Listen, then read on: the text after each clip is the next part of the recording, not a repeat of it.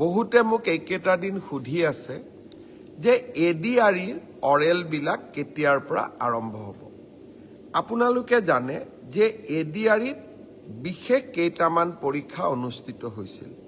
প্ৰথম আছিলে grade 3 driver, steno আৰু ইলেক্ট্ৰিচিয়ান অৰ্থাৎ এপিডিচিএলৰ কাৰণে।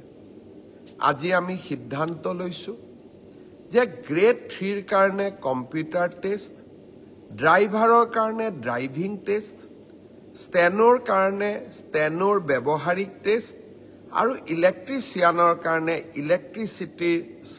ইলেক্ট্ৰিচিয়ানৰ স্কিল পৰীক্ষা কৰাৰ যিটো পৰ্যায় তাক আমি 15 জুনৰ পৰা আৰম্ভ কৰিম।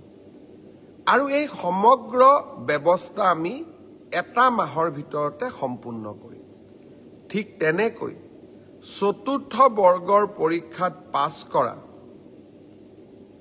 প্ৰাৰ্থীসকলৰো অৰেল আমি 15 জুনৰ পৰা আৰম্ভ কৰিম আৰু এমাহৰ ভিতৰত ইয়াক আমি সম্পূৰ্ণ কৰিম। অলপ আজি বা কালি বা পৰহি ৰাজ্য চৰকাৰে আপোনালোকক আনুষ্ঠানিকভাৱে দিন আৰু বাৰ আপোনালোকক জনাব।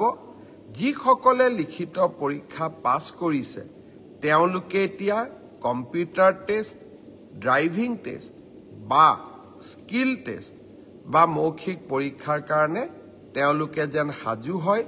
15 জুনৰ পৰা এই প্ৰক্ৰিয়া আমি আৰম্ভ কৰিম।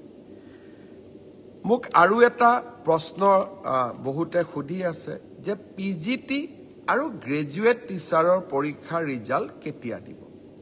আমি 5 জুন তাৰিখে প্ৰভিজনেল ৰিজাল্ট এনাউন্স কৰিম।